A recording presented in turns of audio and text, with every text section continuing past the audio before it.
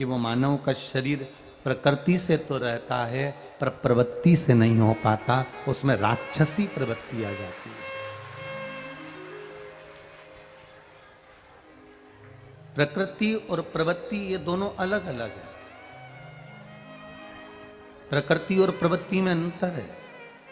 प्रकृति से मनुष्य मनुष्य नजर आ रहा है, प्रकृति से मानव मानव नजर आ रहा है, पर उसके अंदर की जो प्रवृत्ति है, उसके भीतर की जो प्रवृत्ति है, उस प्रवृत्ति से किसी किसी की प्रवृत्ति होती है एकदम तेज चिल्लाकर बोलना, किसी की प्रवृत्ति होती है कि एकदम खाने को दौड़ना, किसी की प्रवृत्ति होती है कि चुप होकर कमरे में बैठ जाना, किसी की प्रवृत्ति होती है बाद में निंदा करना, किसी की प्रवृत्ति होती है अटारी पर चढ़कर चिल्लाना, किसी की प्रवृत्ति होती है अपने कमरे में बैठकर रो लेना।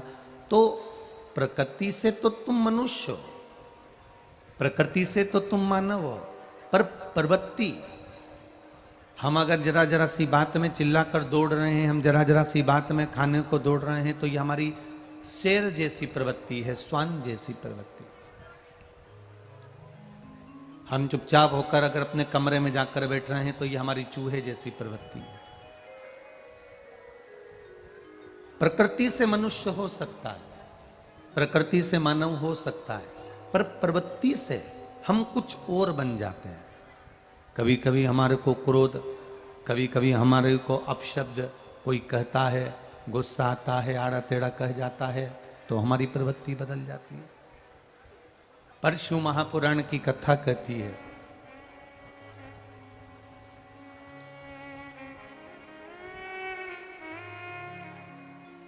दो जगह ब्रेक बहुत जरूरी है।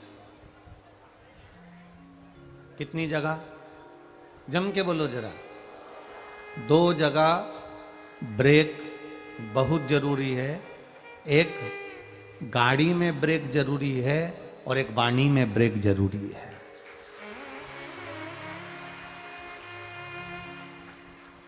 दो जगह पर ब्रेक बहुत जरूरी है, एक गाड़ी में ब्रेक जरूरी है और एक वाणी में ब्रेक जरूरी है।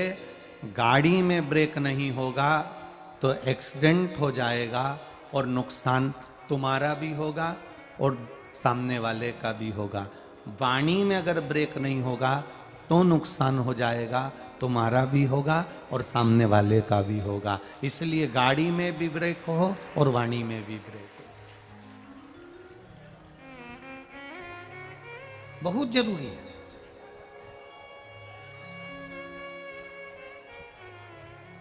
अगर ब्रेक नहीं तो वो गाड़ी का मतलब क्या है? गाड़ी में सारे फंक्शन हो, गाड़ी में सब कुछ हो, एसी भी हो, पावर विंडो भी हो, क्लच भी हो, स्टीयरिंग भी हो, खिड़कियां भी हो, दरवाजे भी हो, आगे बम्पर भी लगा हो, नेम प्लेट भी लगी हो, गाड़ी में सब कुछ हो, और अगर ब्रेक नहीं हो तो गाड़ी किसी काम की है क्या? बोलो, जम के बोलो जरा। नहीं। गाड़ी में सब कुछ हो और ब्रेक ना हो तो गाड़ी किसी काम की नहीं रहती। उसी तरह तुम सुंदर भी बहुत हो, तुम्हारे नयन भी बड़े सुंदर हैं, तुम्हारे श्रवण शक्ति भी सुंदर है, तुम्हारे केश भी बड़े सुंदर हैं, तुम्हारी नख भी बड़े सुंदर हैं, तुम्हारी उंगलियां भी बड़ी सुंदर हैं, तुम्हारे चरण भी बड़े सुंदर हैं, तुम्हारे कपड़े भी बड़े सुंदर हैं, तुम्हारे नेत्र भी बड़े सुंदर हैं, तुम्हारे दांत भी बड़े सुंदर हैं, सब कुछ सुंदर है। पर अगर तुम्हारी वाणी सुंदर नहीं है तो तुम किसी काम के हो क्या? किसी काम का।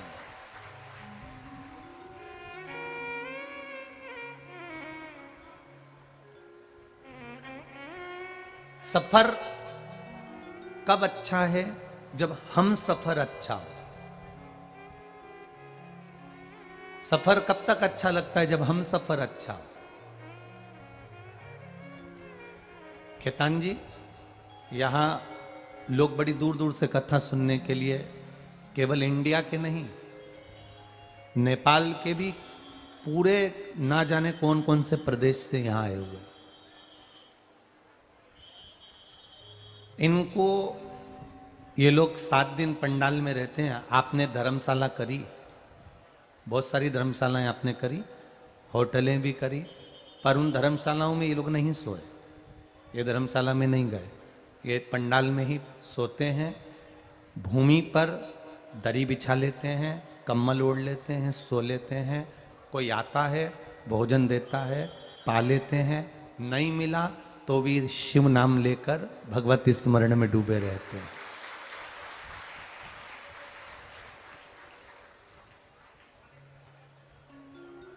ये दूर दूर से आए हुए एक दूसरे को पहचानते नहीं है, पर 7 दिन जब आसपास में रहते हैं ना, तो इन लोगों में इतनी पहचान बन जाती है, इतनी पहचान बन जाती है कि प्रेम के रिश्ते इतने बड़े हो जाते हैं कि पेट के रिश्ते भूल जाते हैं। ये इतना खेतान जी इनके मिलन का, इनके प्रेम का इतना वात्सल्य। कल किसी ने सीहोर मैसेज करा होगा यहाँ से वीरगंज से कि गुरुजी चले जाएंगे, अब हम कल से क्या करेंगे। तो हमारा निवेदन है कुछ मत करना, 1 लोटा जल महादेव को चढ़ाने का प्रयास करना। 1 लोटा जल देवादिदेव महादेव को चढ़ाने का प्रयास करिए, भगवान शंकर का गुणगान करने का प्रयास करिए, शिव तत्व को जानने का प्रयास करिए। ठीक है, भक्ति करो, जितना बन सके भगवत नाम जपो, जितना बन सके भगवत स्मरण करो।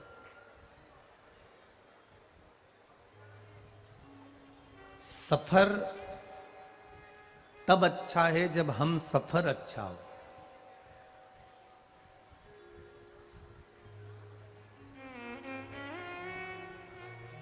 जितने लोग बैकुंठ जाने की तलाश में बैठे रहते हैं, जितने लोगों के मन में आता है कि हमें बैकुंठ जाना है, बैकुंठ जाना है, बैकुंठ जाना है, शास्त्र कहता है जब किसी भक्त के प्राण छूटते हैं तो उसको लेने के लिए भगवान विष्णु के पार्षद मृत्यु लोक में आते हैं।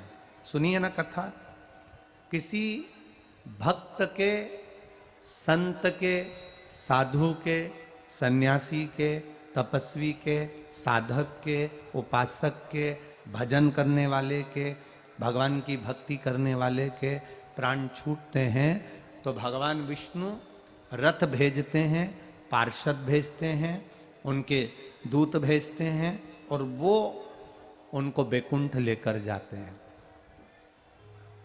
जो व्यक्ति पाप करता है उसके लिए यमदूत आते हैं, यमलोक से उसको लेकर जाते हैं। केवल एक देवादिदेव महादेव का भक्त ऐसा होता है, शिव महापुराण सुनने वाला ऐसा होता है, शंकर भगवान को जल चढ़ाने वाला ऐसा होता है, शंकर भगवान का गुणगान करने वाला ऐसा होता है, श्री शिवाय नमस्तुभ्यम बोलने वाला ऐसा होता है, नमः शिवाय, ओम नमः शिवाय, महामृत्युंजय का गुणगान करने वाला, शंकर को मानने वाला जो शंकर का भक्त होता है, केवल वही एक ऐसा होता है जिसके लिए महादेव किसी गण को लेने नहीं भेजते, स्वयं नंदी लेकर आते हैं और बिठा कर लेकर जाते हैं। जिसको लेने के लिए स्वयं महादेव आते हैं। सारे देवी देवता अपने अपने पार्षदों को भेज देंगे, गणों को भेज देंगे, देवताओं को भेज देंगे, पर महादेव किसी को नहीं भेजते। महादेव अपने गणों को, अपने भक्त को लेने के लिए इसलिए नहीं भेजते क्योंकि भगवान शंकर के जितने गण हैं, किसी के 12 आंखें हैं, किसी के 12 हाथ हैं, किसी का मुख नहीं है, किसी का शरीर नहीं है, किसी के दांत बड़े हैं, कोई भयंकर काला है, कोई भयंकर रूप वाला है। मालूम पड़े शंकर जी का कोई भगत प्राण छोड़ रहा हो, उसको मरने में 10 मिनट की देरी हो और शंकर भगवान का कोई गण आकर खड़ा हो जाए तो वो 5 मिनट पहले ही मर जाएगा। इसलिए शिवजी अपने भक्त को लेने के लिए गण नहीं भेजते। महादेव अपने भक्त को लेने के लिए, शंकर की कथा सुनने वाला, शंकर पर 1 लोटा जल चढ़ाने वाला, शिव भक्ति करने वाले के लिए मेरा महादेव गण नहीं भेजता। मेरा महादेव खुद नंदी लेकर आता है और अपने भक्त को लेकर जाता है, वो स्वयं आता है। कोई दूसरा नहीं आया, वो स्वयं।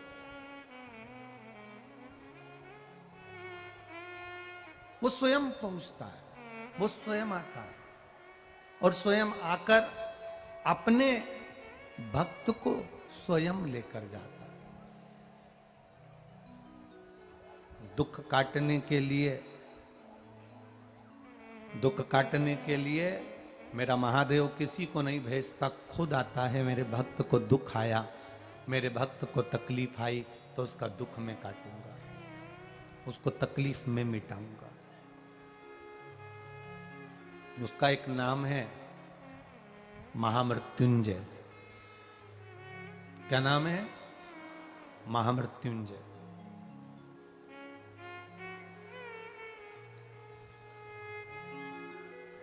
उसका एक नाम महामृत्युंजय है, जो मृत्यु पर विजय प्राप्त कर ले, जो मृत्यु को जीत ले। मौत सामने खड़ी हो, इधर यम के दूत खड़े हैं और इधर मेरा महादेव स्वयं खड़ा है। यम के दूतों की सामर्थ्यता नहीं कि महादेव के सामने अंदर प्रवेश कर जाए।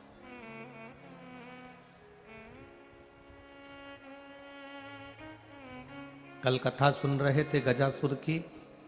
गजासुर के पेट में भगवान शंकर बैठे हुए थे, पर किसी देवता की सामर्थ्यता नहीं कि गजासुर से युद्ध लड़ लें। भगवान विष्णु भी गजासुर के सामने गए तो गाले का रूप रख कर गए, बंसी बजाते हुए गए, नंदी को नचाते हुए गए, पर युद्ध करने नहीं गए। क्यों? क्योंकि शंकर का गुणगान करने वाला, शंकर का भजन करने वाला। इधर लंका में रावण है और भगवान राम युद्ध करने के लिए जा रहे हैं। रामेश्वर धाम की स्थापना भगवान राम जी ने क्यों करी? भगवान राम जी को क्या पड़ा था कि शंकर भगवान के शिवलिंग की स्थापना करी, पूजन करी, अर्चना करी, रामेश्वर धाम की स्थापना करी? उसका कारण क्या था? भगवान राम को मालूम था जिस रावण को मैं मारने जा रहा हूं, ये रावण शंकर का परम भक्त है। शंकर के परम भक्त को छूने से पहले महादेव की आज्ञा होना जरूरी है। तो इसलिए मैं महादेव की आज्ञा ले लूं, महादेव का भजन कर लूं, इसके बाद लंकाधिपति रावण से मिलने के लिए जाऊंगा। शंकर भगवान की आराधना करी, शिव जी प्रसन्न हुए, प्रकट हुए। राम जी से भगवान शंकर जी ने पूछा आपको क्या चाहिए? राम जी ने कहा मैं वन में विचरण कर रहा हूं, अपनी अर्धांगिनी को लेने के लिए, अपनी धर्म पत्नी को लेने के लिए, जानकी को लेने के लिए, सीता को लेने के लिए मैं यहां आया हूं। सीता जी को लेने आया हूं, पर सामने जो युद्ध करेगा मेरे, वो आपका परम भक्त लंकाधिपति रावण है। आप बताओ मैं करूं तो करूं क्या? एक तरफ आपका भक्त है और दूसरी तरफ ये आपका दास है, आप कहोगे मैं वो कर लूंगा। शंकर भगवान ने कहा रावण को तुम मारने के लिए जाओ, मना नहीं, मना नहीं है। मैंने रावण को बार बार कहा था तूने सब कुछ मांग लिया, और कुछ मांगना रह गया हो तो मांग ले। रावण कहता है जब मेरे पास सोने की लंका है, रावण कहता है जब मेरे इतने 10-10 शीश हैं, मेरे पास में बहुत बड़ी सेना है, बहुत सारे असुर मेरे साथ में हैं, तो मुझे और कुछ भी नहीं चाहिए। भगवान शंकर जी कहते हैं राम, मैंने रावण से कहा था जब तेरे प्राण छूटेंगे हो सकता है तुझे मेरी जरूरत पड़ जाए। रावण कहता है जब मेरे प्राण छूटे आपकी मुझे जरूरत नहीं पड़ेगी, आपकी मर्जी पड़े तो मुझे देखते रहना, पर मुझे बचाने भी मत आना, क्योंकि मेरे प्राण नहीं छूट सकते, क्योंकि मैंने सारे देवताओं को बंदी बनाकर रखा है, सारे ग्रहों को बंदी बनाकर रखा है, सबको अपना साथ कर रखा है, सबको अपना साथ कर रखा। आप सारे दुनिया के ग्रहों को बंदी बना लो। लोग कहते हैं मैंने रविवार, सोमवार, मंगल, बुध, गुरु, शुक्र, शनि, राहु, केतु, शनि, सबको अपने हाथों में काबू कर कर रखा है, सबको अपना बना कर रखा है, मेरा बाल बांका नहीं हो सकता। और शिव महापुराण की कथा कहती है कर्म के गति के आगे कोई ग्रह काम नहीं करता, आखिरी में व्यक्ति को भोगना पड़ता ही है। कर्म गति बड़ी विचित्र है।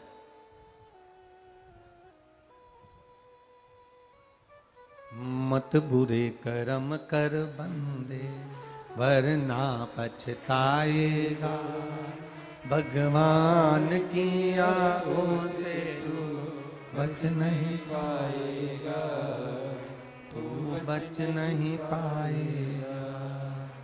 अरे ओ अज्ञानी मत करना दानी, तेरे कर्म का फल भी तू ही पाएगा, जैसा किया तूने तेरे आगे आएगा। मत बुरे कर्म कर बंदे वरना पछताएगा, भगवान की आंखों से तू बच नहीं पाएगा, तू बच नहीं पाएगा।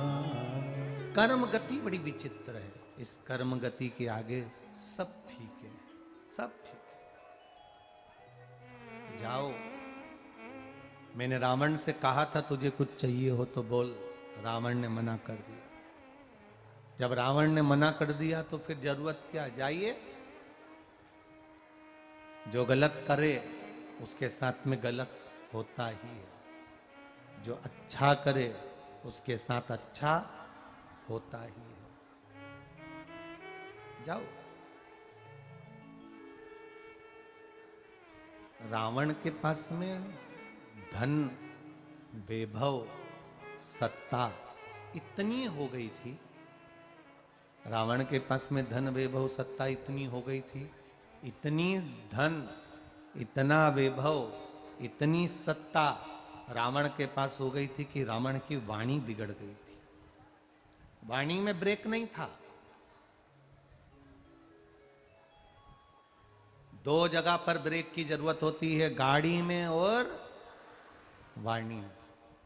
रावण के पास में जब धन आ गया, सोने की लंका आ गई, परिवार बढ़ गया, कुटुंब बढ़ गया, खूब वैभव बढ़ गया, सारे ग्रह उसने बंदी बना लिए, देवताओं पर आक्रमण कर दिया, सारी सत्ता उसके पास में आ गई, तो उसकी वाणी बिगड़ गई। वाणी में ब्रेक नहीं रहा, सगे भाई को लात मार कर निकाल दिया, अपने नाना का अपमान कर दिया, ब्राह्मण संत गुरुजन का अपमान में लग गया, और आखिरी में हुआ क्या, जिसकी वाणी में ब्रेक नहीं होता उसकी गति बड़ी बुरी होती है महाराज, बड़ी बुरी। ब्रेक नहीं था वाणी के। श्रेष्ठता की वाणी नहीं बोल पाए। अभी कथा में कहा, गाड़ी में पावर विंडो है, वाणी में गाड़ी के अंदर स्टीयरिंग है, कांच है, बम्पर है, सीट कवर है, क्लच है, सब कुछ है, पर गाड़ी में अगर ब्रेक नहीं तो किसी काम का नहीं। आप बहुत सुंदर हो, आपकी हेयर स्टाइल बड़ी सुंदर है, आपका शरीर बड़ा सुंदर है, पर आपकी वाणी मीठी नहीं है, आप अच्छा बोलना नहीं जानते, आप किसी का आदर करना नहीं जानते, आप किसी का सत्कार करना नहीं जानते, आप किसी को मान सम्मान देना नहीं जानते, तो फिर आपका वो शरीर किस काम का। सफर तब अच्छा है जब हम सफर अच्छा हो। मालूम पड़े जो तुम्हारे साथ सफर कर रही है वो दिखने में तो सुंदर है, पर बोलने में ऐसी बोलती कि सारा घर डोलता, तो क्या मतलब का ऐसा सफर।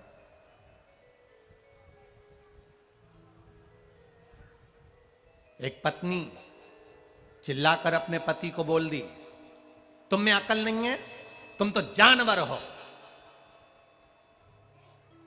पति कभी लड़ने के मूड में नहीं होता, कभी नहीं लड़ना चाहता। पत्नी ने फिर चिल्लाकर कहा, तुम जानवर हो। पति कहता है, तू बिल्कुल सही कह रही है, तू मेरी जान और मैं तेरा वर। गलत नहीं।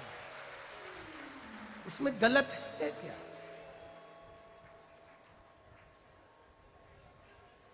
अब बहुत सुंदर दिख भी रहे हो, बहुत सुंदर तुम लग भी रहे हो, तुमने सफर करने के लिए मठरी भी बना ली, समोसा भी बना लिया, कचौड़ी भी बना ली, खुरमे भी बना लिए, ठेहुआ भी बना लिया, थोड़ा सा लिट्टी चोखा भी धर लिया, तुमने सब कुछ रखा, बैग के अंदर तुमने सारा सामान रख लिया। अब ईमानदारी से बोलो, सफर करने जा रहे हो, सारा सामान तुमने बैग में रखा, तुम्हारे साथ में चलने वाली भी बड़ी सुंदर है, तुम्हारे साथ चलने वाला भी बड़ा सुंदर है, तुम्हारे बच्चे भी बड़े सुंदर हैं, पर ईमानदारी से बोलो, वो लिट्टी चोखा, वो ठेहुआ, वो तुम जो लेकर जा रहे हो सामान, तुम्हारी मठरी, गुजिया, पपड़ी, खुरमा कब काम आएगा? जब पत्नी प्रेम से बोले भूख लग रही है, चलो अपन लोग बैठकर भोजन कर ले, और मालूम पड़े भोजन करने का समय आया और तुम्हारे साथ जो जा रहे हैं सफर करने वाले वो तुमसे झगड़ा कर लें, तो तुम लिट्टी चोखा खाओगे? ठेहुआ खाओगे? कुछ खाने का मन करेगा? नहीं।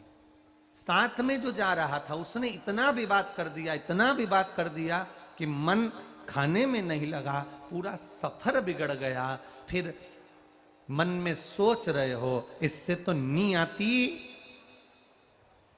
बोलो बोलो जम के, नी आती तो अच्छा था, कहां इनके चक्कर में आ गई, कहां मैं इसको लेकर आ गया। बस आपस में सफर लंबा है, हम सफर अच्छा होना चाहिए, और हम सफर का मतलब ये नहीं होता कि सुंदर हो, हम सफर का मतलब होता है जिसकी वाणी में मिठास हो और हृदय कोमल हो, वो हम सफर की। क्या काम का? किसी किसी के यहाँ ठेहुआ बनता है गुड़ का, जानते हो ना आप लोग? हम जानते हो? वो आटे में गुड़ मिला के, शक्कर मिला के, आटे के अंदर पानी में पहले गुड़ घोल लेते हैं, शक्कर घोल लेते हैं, फिर आटे में डाल डालकर उसको उसन के गोल बनाकर घी में तलते हैं। क्या बोलते हैं उसको? है ठेहुआ, पुआ? तुम तो समझ गए ना, बस बहुत है। तुम्हारे चक्कर में हमारा ठेहुआ निकल जाए सो का मतलब है, तुम समझ जाओ, बहुत है।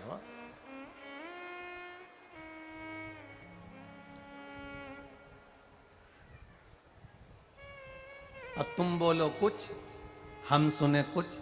होता है ऐसा, कई बार हो जाता है। एक बहरा व्यक्ति, जैसे अभी हम हो गए थे,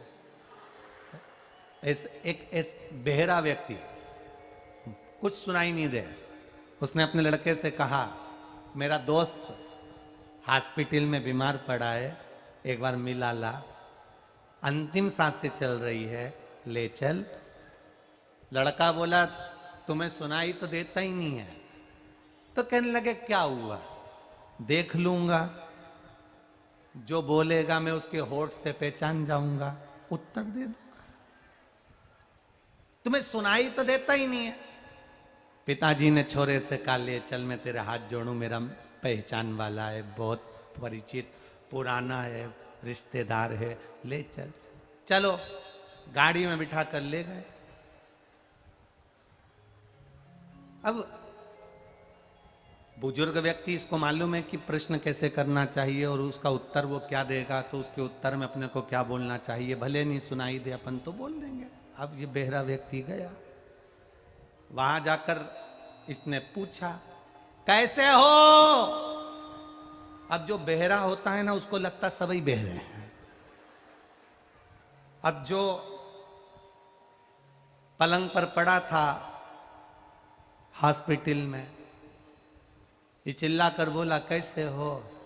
तो इसने कहा, शरीर में बड़ा कष्ट है, मर रहे हैं। तो इसने कहा, भगवान की बड़ी कृपा है, बड़ी कृपा।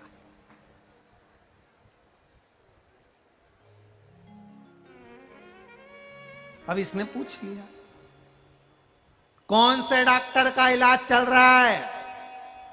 अब इसको गुस्सा आने लगी, जिसका यमराज का चल रहा है। तो इतने में बहरा व्यक्ति बोला, बहुत अच्छा डॉक्टर है, तुरंत निर्णय कर देता, तुरंत। अब इसको कांटे से खून नहीं, ये बता।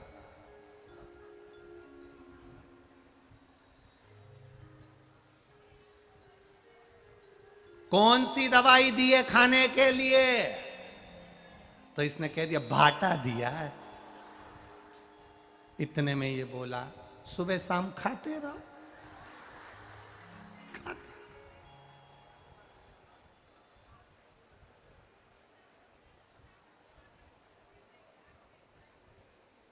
अब इसने बोला घर कब आओगे?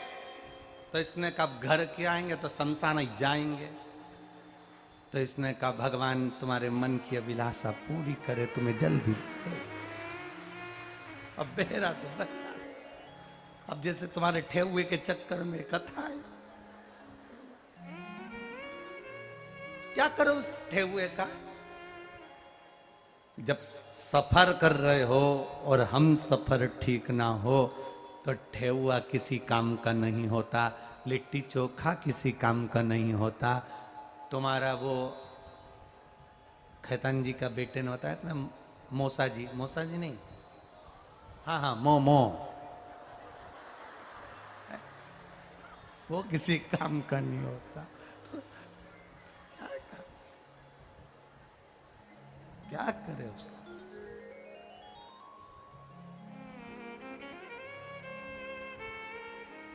सज धज के जिस दिन मौत की सहजादी आएगी, ना सोना काम आएगा, ना चांदी आएगी। ना सोना काम आने वाला है, ना चांदी काम आने वाली है। लाकर में पड़ी की पड़ी रहेगी, पहन भी नहीं पाओगे। पड़ा। जिस 2000 के नोट की कितनी कीमत थी, आज हर व्यक्ति जेब में लेके घूम रहा है। अब 100, 200, 500 तो उसकी जेब में मिल ही नहीं रहा है। कितने का मिल रहा है? जिस दिन तुम अपनी जिंदगी की कीमत समझ गए ना, कि ये जीवन कितना कीमती है और इसको सही समय पर उपयोग कर लो। जो तुम्हारी जेब में 2000 का नोट रखा हुआ है, इसकी कीमत तुम सही समय पर समझ जाते, और ये 2000 का नोट जो तुमने रख रखा था, इससे कुछ अच्छा पहले ही खरीद के लिए आते हैं, तो आज चलाने का चक्कर नहीं आता कि इसको कहां देकर आओ। समय पर कीमत समझो। उस 2000 की कीमत समय पर समझते तो आज जेब में लेकर नहीं घूमते। इस शरीर की कीमत हम बचपन में, जवानी में, अधेड़ी में नहीं समझ पाते। नए नए लड़के मोटरसाइकिल उठाई, गाड़ी भुड़ भुड़ करके भगाई, इतनी तेज भगाई, इस शरीर की कीमत नहीं समझ पाए। जरा सा तुम एक 12th की पढ़ाई कर रहे हो, 10th की पढ़ाई कर रहे हो, किसी एग्जाम को दे रहे हो, अगर जरा सा एग्जाम में रह गए तो तुम मरने का प्लान बनाने लगे, तुरंत तो तुमने सुसाइड करने का प्लान बना लिया। जरा विचार करना, कॉपी में केवल नंबर कमाए हैं तो तुम मरने का विचार बना रहे हो। जरा विचार करना कि तुम्हारे माता पिता के हृदय के तुम 1 नंबर के बेटे हो, उसने नंबर में कमी नहीं लाई। फिर पढ़ो, फिर अध्ययन करो, फिर पढ़ाई करो, फिर बैठो परीक्षा में, पास हो गए। एक बार के रिजल्ट से अपने जीवन को खराब मत करो। मोटरसाइकिल ली, इस शरीर की कीमत को समझना। मोटरसाइकिल लेकर भागे, बाइक लेकर भागे, ऐसी तेज बाइक चलाई, ऐसी तेज चलाई, शरीर की कीमत नहीं जान सके, आखिरी में एक्सीडेंट हो गया, वेंटिलेटर पर पड़े रहे, शरीर ऐसा हो गया कि उठ नहीं पा रहे हो, चल नहीं पा रहे हो। इसकी कीमत समझो, इस शरीर की कीमत समझो।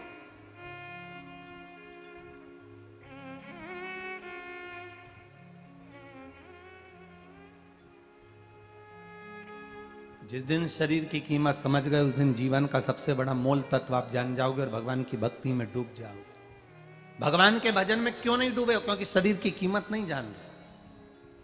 आपने सोच लिया मनुष्य का शरीर मिला, खाने पीने को मिला है, क्या किसको रोइए, चादर तान के सोइए।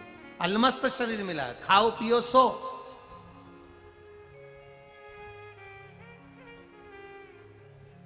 नेपाल में सरकार की ओर से एक दिन की छुट्टी मिलती है हफ्ते में, जिस दिन दुकानें भी बंद रहती है, सरकार के गवर्नमेंट के ऑफिस भी बंद रहते हैं। कौन सा दिन है?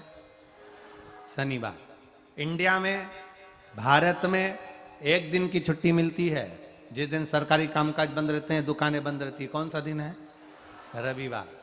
सरकार को क्या पड़ा कि तुम्हें एक दिन की छुट्टी दे? सरकार को क्या पड़ा कि तुम एक दिन की दुकान बंद करते हो? छुट्टी काहे के लिए देती है सरकार? छुट्टी क्यों मिलती है? दुकान क्यों एक दिन के लिए बंद करते हो? केवल कई लोग सोचते हैं छुट्टी इसलिए मिली है कि दिन भर खाओ और सो। छुट्टी छुट्टा सांड बनने के लिए नहीं मिली है। छुट्टी गाड़ी लेकर दौड़ाने के लिए नहीं मिली है। छुट्टी मदिरा की दुकान पर जाने के लिए नहीं मिली है। छुट्टी गलत व्यसन करने के लिए नहीं मिली है। छुट्टी इसलिए दी, 6 दिन तुमने सरकार के लिए काम करा तो हमने तनख्वाह दी, 1 दिन तुम उस परमात्मा के लिए काम करना तो वो तुम्हारे को जिंदगी देगा। उसका भजन करना तो वो जीवन देगा, उसका भजन करना तो वो संभाल लेगा, उसका भजन करना तो वो आपको संवार देगा। एक दिन अगर उसकी भक्ति में लग जाओगे तो जीवन सार्थक हो जाएगा। कोई कहता है गुरुजी हमारी सोसाइटी में, हमारे बड़े शहरों में, बड़ी जगहों में शंकर जी का मंदिर नहीं होता। हम उनसे कहते हैं पीपल का पेड़ तो होता है, बेलपत्री का पेड़ तो होता है, बड़ का पेड़ तो होता है, तुम्हारे बगीचे में कोई पेड़ तो होगा। तो आप शंकर जी को मानकर उसी पेड़ के नीचे 1 लोटा जल चढ़ाना प्रारंभ कर दो, शिव जी उसको स्वीकार कर लेगा। आप चढ़ाओ तो शिव उसको स्वीकार कर लेगा। अगर आपके गांव में, नगर में, शहर में, मोहल्ले में, कॉलोनी में कहीं पर मंदिर नहीं तो पेड़ के नीचे 1 लोटा जल चढ़ाओ। उस वृक्ष के नीचे जब आप 1 लोटा जल चढ़ाओगे, वो वृक्ष जब हरा भरा होगा, वो छाया देगा पथिक को। पथिक को जब छाया मिलेगी तो आशीर्वाद आपको मिलेगा, कुछ ना कुछ लाभ आपको मिलेगा, आपका जीवन सार्थक होगा। आप जिस महादेव के नाम से जल चढ़ाओगे उस महादेव को प्राप्त होगा। ये कथा डोलेश्वर महादेव की कथा चल रही है, तो डोलेश्वर महादेव जहां पर भी बैठे हैं वो इस कथा को सुन रहे होंगे, ये मेरा विश्वास करता है। जहां होंगे वहां कथा सुन रहे होंगे, जहां बैठे होंगे वहां कथा का रस तत्व ग्रहण कर रहे होंगे। शिव महापुराण की कथा तो यहां तक कहती है कि जिस जगह पर शिव पुराण की कथा होती है उस जगह पर 33 कोटि देवी देवता, जितने लोग कथा सुनने बैठते हैं उनके रूप में 33 कोटि देवी देवता आकर कथा का रस तत्व ग्रहण करते हैं। तो कोई शिव तत्व साधारण तो नहीं है। हम क्यों वंचित हों शिव तत्व से?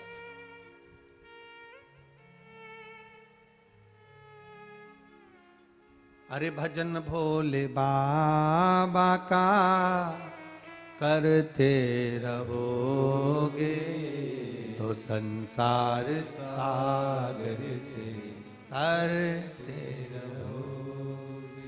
आप भगवान का भजन करते रहोगे, स्मरण करते रहोगे, भगवत भक्ति में डूबते रहोगे तो वो तुम्हें संभाल लेगा, वो तुम्हें संभाल लेगा।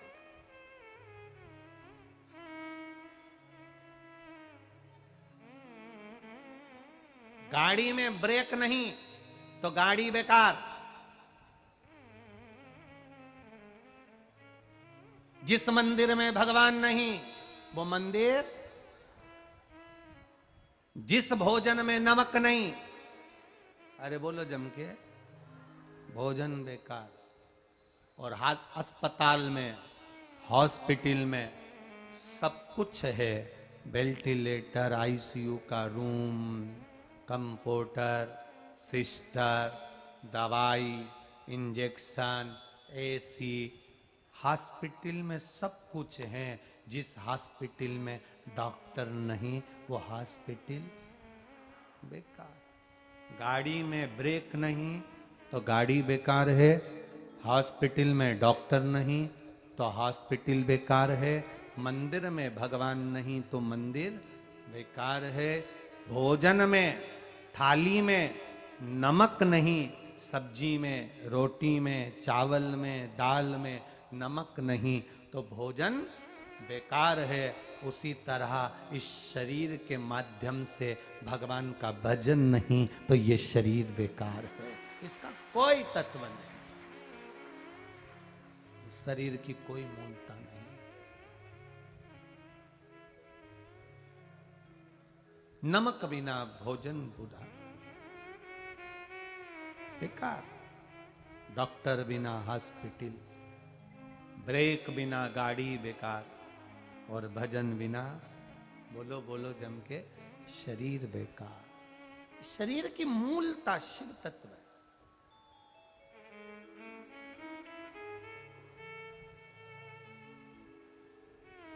पत्नी, पति, बच्चे, घर, खाने को भोजन, पीने को पानी, ये तो तुम जितने जन्म लोगे सब जन्म में मिलेगा।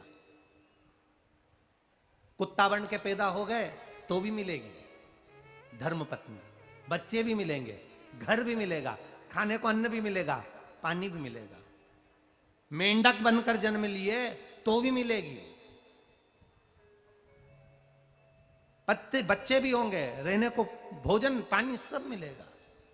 हिरण बन के जन्म लिए तो भी मिलेगा, माथे का जुआ बनकर जन्मे तो भी, जू बनकर जन्मे तो भी मिलेगा। पत्नी भी होगी, बच्चे भी होंगे, घर भी मिलेगा, खाने को भी मिलेगा, पीने को भी मिलेगा। मछली बनकर जन्मे तो भी मिलेगा, मगर बनकर जन्मे तो भी मिलेगा, कीड़े बनकर जन्मे तो भी मिलेगा। तुम जितने जन्म लोगे हर जन्म में पत्नी मिलेगी, बच्चे मिलेंगे, परिवार मिलेगा, खाने को मिलेगा, पीने को मिलेगा, सब कुछ मिलेगा, पर हर जन्म में शिव महापुराण की कथा नहीं मिलेगी। जन्म केवल मनुष्य का है जिसमें शिव तत्व मिला है। केवल एक जन्म ऐसा है जिसमें हम भगवान की भक्ति कर सकते हैं। केवल एक जन्म ऐसा है जिसमें हम भगवान का नाम ले सकते हैं, भगवत गुणगान कर सकते हैं, भगवत स्मरण कर सकते हैं। वो केवल एक मानव का देह है, उसके सिवा कुछ नहीं। आप भक्ति कितनी कर रहे हैं, हम आपसे ये भी नहीं कहते कि आप अपना घर छोड़ो, बिल्कुल मत छोड़ो। किसी को देखकर घर मत छोड़ना कि वो भगवान बन गए, संत बन गए तो उनको देखकर हम भी संत बन जाए, बिल्कुल मत बनो। तुम तो दोनों टाइम खूब चरो, डनलप के गद्दे पे सो, खूब एंजॉय की जिंदगी जियो, मना नहीं है, खूब अच्छे से रहो। माताएं कहती हैं, गुरुजी, हमने हमारे गुरुजी से पूछा था, वो कहते हैं कि माला पकड़ कर बैठो, थोड़ा सा भजन करा करो। आप क्या कहते हो? दिक्कत तो यही है ना कि आपके गुरुजी कह रहे हैं कि माला पकड़ कर बैठो, और सियोर वाला महाराज बस एक ही बात कहता है, माला पकड़ने की जरूरत नहीं है, पृथ्वी पर आए हो कर्म करने के लिए आए हो। घर में रह रहे हो तो पति है, सास ससुर हैं, माता पिता हैं, घर में बच्चे हैं, पहले इनकी सेवा कर लो, समय मिल जाए तब माला पकड़ लो। जब समय मिले तब पकड़ो। और कोई तुमसे कह रहा है कि दिन भर माला पकड़ कर बैठो, तो हम तो नहीं कह सकते। हाँ, ये इसीलिए तो सबसे बड़ा विरोधाभास सभी लोगों को सियोर वाला महाराज बुरा किस बात पे लगता है, क्योंकि ये थोड़ा विपरीतता में बोल जाता। अब लोग कह रहे हैं तुमसे कि माला पकड़ो, और सियोर वाला महाराज कह रहा पहले घर का काम करो उसके बाद माला पकड़ो। दिक्कत तो यहां पड़ी है ना। सब लोग कह रहे हैं तुम पूजन में लग जाओ, भजन में लग जाओ, सेवा में लग जाओ, संकीर्तन में लग जाओ, और सियोर वाला महाराज कहता है कि कहीं मत जाओ, घर में रहो, भगवान का भजन करो, जितना समय मिले उतना करो। पहले अपने सास ससुर को संभालो, अपने माता पिता को संभालो, घर के बच्चों को संभालो, पति देवता को संभालो, फिर सब तरह से जब फ्री हो जाओ तब मोबाइल खोलो या टीवी खोलो, फिर आधा घंटा, 1 घंटा, 2 घंटा, 3 घंटा, जितनी तुम्हारे को कथा मिल जाए उसको सुन लो, और मन लग जाए तो ये सब सोकर उठें, उससे पहले लोटा भरकर शंकर जी के मंदिर जाकर चढ़ाया, अपना काम फ्री। बस अब हम तुमसे कह दें कि तुम माला पकड़ कर बैठ जाओ, हम तुमसे कह दें कि तुम मंदिर में जाकर बैठ जाओ, हम तुमसे कह दें कि तुम तीर्थ में जाकर बैठ जाओ, और घर में बुजुर्ग पड़े हुए हैं, घर में बूढ़े पड़े हुए हैं, घर में सास ससुर पड़े, घर में माता पिता पड़े, घर में पति है, बच्चे हैं, इनका कौन करेगा? अपन कर्म करो और कर्म के साथ में भजन करो। हम तुमसे कभी नहीं कहेंगे कि तुम, कई कई माताओं की आदत रहती है पूजन करने बैठ जाती हैं, सुबह बच्चे लोग चिल्लाते रहते हैं मम्मी टिफिन कहाँ रखा है, मम्मी टिफिन कहाँ रखा है, पति आवाज लगाता रहता है कि देखो वो सामान कहाँ रखा है, और तुम पूजन पे बैठी माला पकड़ कर, और तुम इशारा, बच्चे पीछे से आवाज लगा मम्मी टिफिन।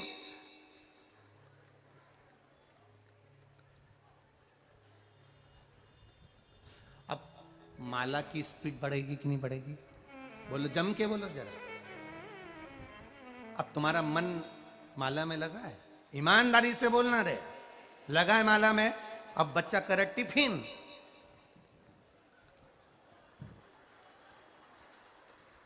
अब मन लगा कि तू चाची से कह दे, आंटी से कह दे, वो दे देगी, और तुम्हारे मन में आंटी चल रही कि देवरानी से कह दे वो टिफिन दे देगी, और तुम माला लेकर बैठे हो तो चित्त नहीं लगेगा।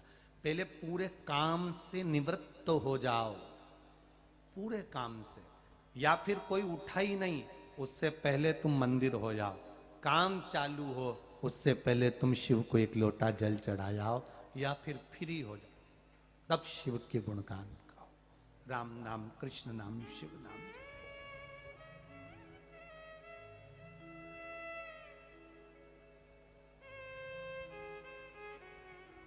काम करते रहो, नाम जपते रहो। माला पकड़ कर बैठ गए और चित्त ना लगे सो काम।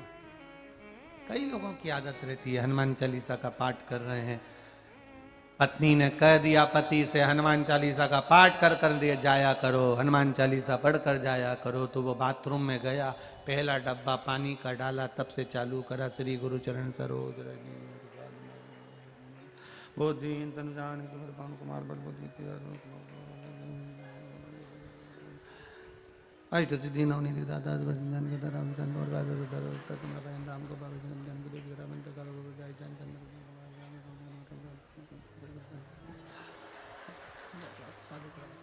अंत में घर से निकला जा पवन तनय संकट हरण मंगल मूर्ति को राम लगन सीधा सहित। हनुमान जी भी सोच रहे रेन दे, तू रेन दे, आज तो कर ली तूने हनुमान चालीसा, आगे से मत करना, तेरे हाथ जोड़। डब्बा भर के पानी डालता, सबसे चालू करता, आधा भूल जाता, फिर वापस वहीं से चालू कर देता। कंगा करते करते पत्नी ने आवाज लगा दी तो चाय पीने बैठ गया, फिर भूल गया, फिर चालू कर देता। तेरी हनुमान चालीसा के चक्कर में मैं एक पांव पे तेरे घर में खड़ा रहता, तू जब जूता पहन के बाहर निकलता तब मैं फ्री होता, तब कोई दूसरा भजन करता तब मैं वहां जाता। ऐसी हनुमान चालीसा नहीं चाहिए। जाते राम बोलो, आते राम बोलो, खाते राम बोलो, पीते राम बोलो, सुबह शाम बोलो, जय जय सीता राम बोलो। तुम चलते फिरते भी भजन करो तो वो परमात्मा फल दे देगा, पर दिखावा कर कर मत करना जी, उसका कोई तत्व नहीं, उसका कोई मोल नहीं। क्या करेंगे उसका? उसकी कोई मूलता हो, तो आनंद।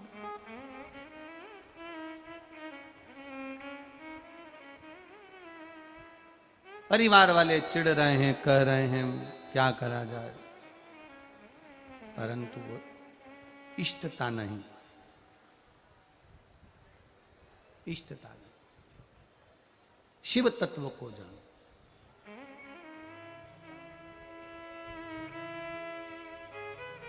तारकासुर के 3 बेटे जब मर गए थे, तारकाक्ष, विदुमाली, कमलाक्ष की, भगवान शंकर ने पशुपति रूप धारण कर लिया था, शीश कटकर डोलेश्वर पर पहुंच गया था। पशुपति व्रत की मूलता शिव महापुराण में बता दी गई थी। पशुपति व्रत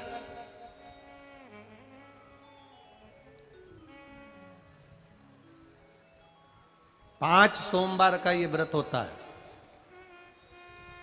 बीच में अगर तुम्हारा कोई काम अड़ गया, रजोधर्म आ गया, कोई व्रत तुम्हारा पड़ गया, छठ पड़ गई, तीज पड़ गई, चतुर्थी पड़ गई, एकादशी पड़ गई, या तुम कोई व्रत करते हो वो उस दिन पड़ गया, तो उस व्रत को छोड़कर अगले व्रत को गिना जाता। सुबह पूजन की थाली लेकर मंदिर में जाते हैं, भगवान का अभिषेक पूजन करते हैं, थाली लेकर वापिस आ जाते हैं, उस थाली को अपने घर में रख लेते हैं। उसी थाली को शाम के समय फिर वापिस मंदिर में लेकर जाते हैं, उसमें 6 दिए रख कर ले जाते हैं घी के। प्रसाद एक कटोरे में जिसमें भी लग कर ले जाना है, 3 हिस्से मंदिर के अंदर उसके करे जाते हैं।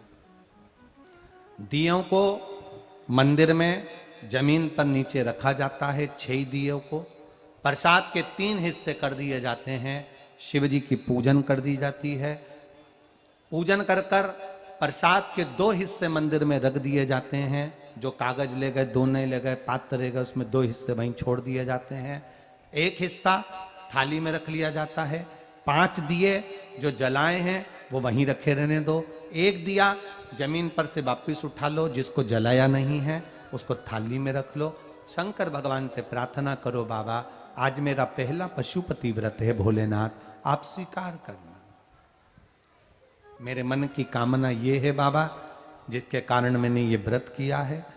व्रत का बोलकर, दिया लेकर, प्रसाद का 1 हिस्सा लेकर, थाली लेकर वापिस अपने घर पर आओ। घर के दरवाजे में जब अंदर प्रवेश करो, सीधे हाथ की ओर बाहर घर के बैठ जाओ, घर की ओर मुख करो और सीधे हाथ की ओर बैठकर घर की ओर मुख कर कर वहीं पर 6ठे नंबर का जो दिया लेकर आई हो उसको जला लो। बाबा से यहाँ प्रार्थना कर लो, भोलेनाथ मेरा कार्य ये है, इसको सफल करना। घर में प्रवेश कर जाओ। भोजन करते समय सबसे पहले जो प्रसाद का 1 हिस्सा तुम मंदिर से लाई हो, पहले उसको भोजन के समय पर पहले उसको खाओ, इसके बाद फिर भोजन करो। अपने प्रसाद के हिस्से में से किसी को प्रसाद नहीं देना। प्रसाद भगवान के मंदिर में जब बनाकर लेकर जाओ, कढ़ैया में, भगोनी में उतना ही प्रसाद बनाना जितना प्रसाद मंदिर जाएगा। आप 1 कटोरा भरकर ले गए और थोड़ा सा कढ़ैया में छोड़ दिया तो आपका व्रत सफल नहीं हो पाएगा। प्रसाद उतना ही बनाना, अगर ज्यादा बना है तो ज्यादा ले जाना पड़ेगा, कम बना है कम ले जाना पड़ेगा। प्रसाद कढ़ैया में, पात्र में छूटना नहीं चाहिए। जो शंकर जी के लिए बनाया है तुमने, उतना की उतना पूरा लेकर जाना पड़ेगा। ये नहीं कि मैं बच्चों के लिए थोड़ा बना के छोड़ जाऊं, बच्चों के लिए थोड़ा घर वालों के लिए बनाकर छोड़ जाऊं ना, जितना बनाए सारा लेकर जाना पड़ेगा। इसलिए उतना बनाओ जितना तुम्हें मंदिर में ले जाना है। पात्र खाली होना चाहिए, तब उसको लेकर जाओ। 3 हिस्से करो, 2 हिस्से मंदिर में रखकर 1 हिस्सा लाओ। 4 व्रत पूरे हो जाएं, 5वां व्रत रहे। बाबा से विनती करते हुए 108 चावल के दाने, मूंग के दाने या फूल या पंखड़ी या बेलपत्र आदि जो भी आप बाबा को 108 चढ़ाना चाहें वो ले जाओ। 1 श्रीफल, कुछ भेंट साथ में लेकर जाओ। भगवान को नमन कर कर भाव के साथ में ध्यान देना। जो 108 सामग्री ले गए हो वो भगवान को समर्पित करो। नारियल और भेंट 11 रुपए, 21 रुपए, 51 रुपए जो भी तुम लेकर गए हो, वो जो जलाधारी है, जलाधारी का मतलब होता है ये जहां पर शिव जी का शिवलिंग रखा है, ये जलाधारी, ये जल। नारियल भेंट इस जलाधारी पर कभी नहीं रखना चाहिए। जो नरियल भेंट जलाधारी पर रखते हैं उनकी भी कामना पूर्ण नहीं होती। ये नरियल भेंट या जो भी फल है, फ्रूट्स है, वो इस जलाधारी पर नहीं, जमीन पर रखो। पर इस जलाधारी पर, जहां भगवान शंकर का शिवलिंग रखा है, गोल जलाधारी, वहां पर उसको नहीं रखना। कई लोग यहां दिया रख देते हैं, जलाकर दीप रख देते हैं, यह गलत है, भगवान उसको स्वीकार नहीं करता। छठा, पांचवा व्रत भी ऐसे ही करो और बाबा से विनय करो, पशुपतिनाथ से विनती करो। पशुपति व्रत एक ऐसे व्रत हैं जो नारी, पुरुष, बच्चा, बूढ़ा जो करता है उसकी मनोकामना भोलेनाथ पूर्ण जरूर करते हैं, ये निश्चित है। अगर पति पत्नी दोनों व्रत कर रहे हैं, कभी कभी किसी का व्यापार नहीं चलता या नौकरी नहीं लगती या किसी कार्य के कारणवश, तो पति पत्नी दोनों व्रत करते हैं, एक साथ करते हैं, उन दोनों की थाली अलग जाएगी, दोनों का प्रसाद अलग जाएगा, दोनों के दिए अलग जाएंगे और दोनों अपने अपने प्रसाद को अलग से पाएंगे, एक थाली लगकर नहीं जाएगी। मां और बेटा कर रहे हैं तो भी थाली दो ही जाएगी, बेटी और मां कर रही है तो भी थाली दो ही जाएगी। प्रसाद के हिस्से दो थाली ले जाने का मतलब होता है प्रसाद जो बनाकर लेकर गए हो उसके 3 हिस्से होना चाहिए। अगर माँ और बेटा एक ही थाली लेकर गए तो प्रसाद जो आएगा वो एक हिस्सा आएगा, एक हिस्सा वापस आएगा तो उसमें से 2 भाग फिर हो जाएंगे, तो उसका फल नहीं मिलता। इसलिए पूजन करने वाला अगर 2 व्रत कर रहे हैं, 3 व्रत कर रहे हैं, कोई घर के 3 लोग, देवरानी जेठानी सब मिलकर व्रत कर, सबकी थाली अलग है। सास बहू कर रहे हैं, उनकी थालियां अलग जाएंगी।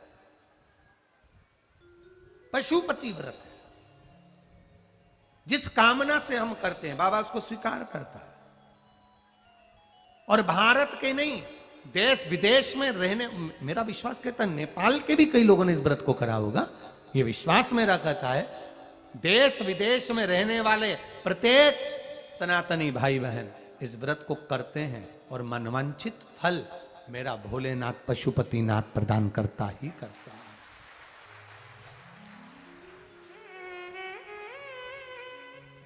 कई लोग उसको गुनगुनाते रहते हैं, जय पशुपतिनाथ हरे,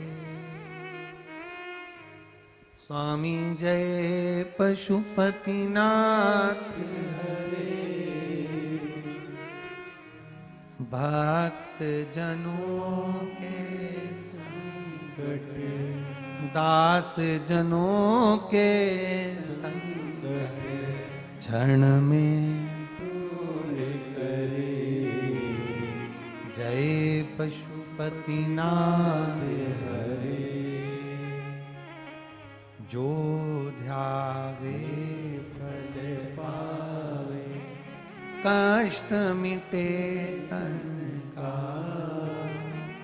स्वामी कष्ट मिटे तन का।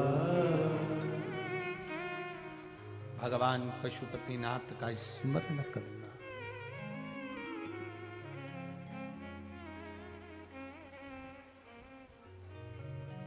घर में प्रवेश, सुख वैभव दिल से करो, व्रत में दिखावा नहीं होना चाहिए।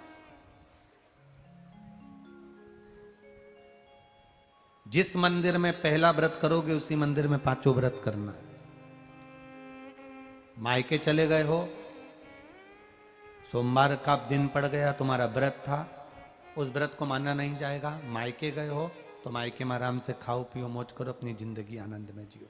वापिस जब आओ फिर वापिस व्रत करो, पर गिनती 5 ही रहेगी, 5 से ज्यादा। हाँ, कभी कभी फाइल अगर ज्यादा मोटी होती है तो इसको दबाने में समय लगता है। कभी कभी 3 महीना इंतजार करा, व्रत करा और पूर्ण नहीं हुआ, समझ लेना कुछ ना कुछ बाबा को बुलाने में कमी रह गई होगी, कहीं अहंकार आ गया होगा, प्रसाद बनाते समय कुछ भूल हो गई होगी, दिया मंदिर में भूली आई होंगी, या कुछ कारण हो गया होगा, कुछ ना कुछ हुआ है। घर से चली थी, माचिस लेकर नहीं गई, दूसरे की पड़ी हुई माचिस से मैंने दिया जला दिया होगा। हो सकता है गलती हो गई होगी, कुछ ना कुछ भूल हमसे हो गई। अपने दीप को प्रज्वलित करने के लिए अपने घर की माचिस लेकर जाइए, अपनी घर की बात। हम मंदिर पहुंच जाते हैं तब याद आता है माचिस तो लाए नहीं। मंदिर में कोई भक्त रखकर चला गया था, उसी की उठाकर जला दिए। अपना लेकर जाए।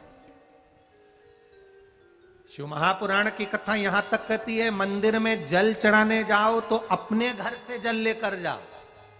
मंदिर में तो बाल्टी भरकर रखा रहता है, लोटा भी रखा रहता है, कलश भी रखा रहता है। मंदिर का पानी भरकर, मंदिर की बाल्टी में से जल भरकर शंकर भगवान को नहलाना सरल है। अपने घर से जल लेकर जब जाओगे तो घर का वास्तु दोष, घर का पितृ दोष और घर का काल सर्प दोष तीनों उस लोटे के माध्यम से जाएगा और शिव को समर्पित हो जाएगा। आज फिर निवेदन करूंगा, इस नेपाल देश की पावन धरा से ढोलेश्वर महादेव की कथा में निवेदन करना चाहूंगा। जो बेटा बेटी नौकरी के लिए अप्लाई कर रहे हैं, जो बेटा बेटी चाहे सरकारी नौकरी हो, प्राइवेट नौकरी हो, सर्विस के लिए अप्लाई कर रहे हैं, उन बेटा बेटियों से निवेदन है, दुर्वा शिव जी को समर्पित कर कर केवल दूब जानते हो ना, दुर्वा सब जानते हैं।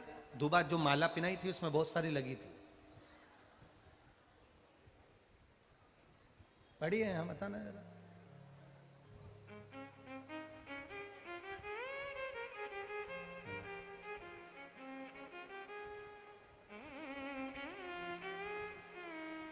दुर्वा,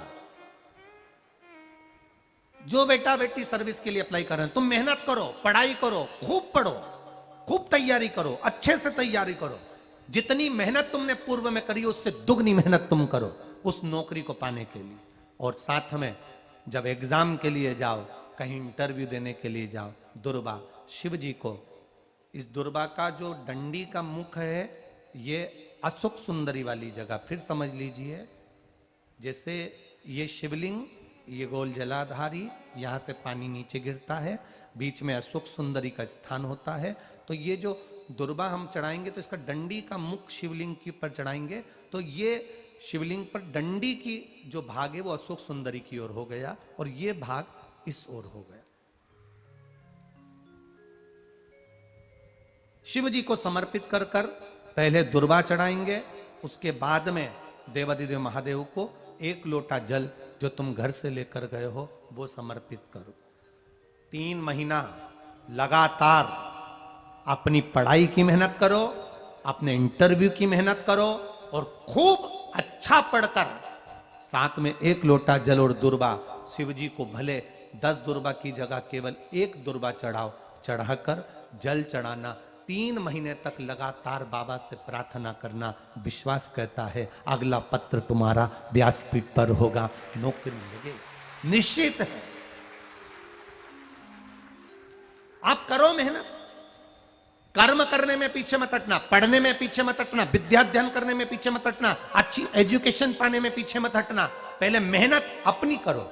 पूर्व में जो इंटरव्यू दिए हैं उसमें जितनी कमी रह गई, अगली कमी को पूर्ण करने के लिए अच्छी मेहनत करो, खूब पढ़ो, खूब अच्छे से विद्या अध्ययन करो और फिर बाबा पर समर्पित होकर जाओ, बाबा पर विश्वास कर कर जाओ, भरोसा पूरा कर कर जाना। इंटरव्यू देते समय अपना विल पावर मजबूत होना चाहिए कि मेरे साथ मेरा काल अधिपति महाकाल है, अब निकल कर मानो। हम दुकान खोलते हैं, कपड़े की दुकान खोल रहे हैं, किराने की दुकान खोल रहे हैं, लोहे की दुकान खोल रहे हैं, भंगार की दुकान खोल रहा है, किराना की दुकान खोल रहा है, पान की दुकान खोल रहा है। हम दुकान खोलते हैं पर दुकान खोलने से पहले तुम्हारे 2 मन हो जाते हैं, चलेगी कि नहीं चलेगी, खोल तो लूंगी, चलेगी कि नहीं चलेगी। जिस दिन तुम दुकान खोलो 1 महीने पहले, 2 महीने पहले, 3 महीने पहले बाबा को दुर्वा चढ़ाकर, 1 लोटा जल चढ़ाकर नियम बनाकर जाना, 3 महीने बाद मैं दुकान खोल रही हूं, 2 महीने बाद मैं दुकान खोल रही हूं, और मेरा विश्वास कहता है दुकान चलेगी। जिस दिन तुमने विचार कर लिया कि दुकान चलेगी कि नहीं चलेगी, तो वो नहीं चलेगी। जिस दिन तुमने विचार कर लिया कि दुकान खोल रही हूं, मेहनत करूंगी, दिल से करूंगी, भले मेरे पास ज्यादा माल नहीं है, जितना माल खरीद के लाऊंगी उतना बेच कर बताऊंगी, क्योंकि मेरे साथ काल अधिपति महाकाल है, तो वो चलेगी। विश्वास दृढ़ करो, भरोसा पक्का करो। जिस दिन तुम्हारा विश्वास दृढ़ हो गया, उस दिन तुम विजय हो गए, उस दिन तुम आनंदता में हो गए। बच्चों का विल पावर कमजोर हो रहा है। दोस्त कह देते हैं सीए की पढ़ाई बहुत कठिन है, इंजीनियरिंग की पढ़ाई बहुत कठिन है, डॉक्टर की पढ़ाई बहुत कठिन है। साथ वाले ऐसे मत ढूंढना जो तुम्हारा विल पावर कमजोर कर दे। ये वाली फैक्ट्री खोलेंगे तो हो सकता है नुकसान हो जाए, इसलिए ये फैक्ट्री खोलने का मन नहीं हो रहा है। फैक्ट्री का सेटअप जम गया, सब कुछ जम गया, और मालूम पड़े, विचार करा कौन चलाएगा, कैसे होगा, कैसे चलेगी, तो वो फैक्ट्री कभी नहीं चलेगी। तुमने सोच लिया कि अपने क्षेत्र में नहीं है, मेहनत करूंगा, 4 चांद लगाऊंगा, कहीं पर भी जाऊंगा, पर जीत कर बताऊंगा, तो वो फैक्ट्री भी भग दौड़ेगी। निश्चितता है आपका विल पावर कमजोर नहीं होना चाहिए। आप कैसे कमजोर हो जाओ? शंकर भगवान का भक्त कभी कमजोर नहीं पड़ता, शिव का भक्त कभी कमजोर नहीं पड़ता। आप उतनी मेहनत पूर्ण करो।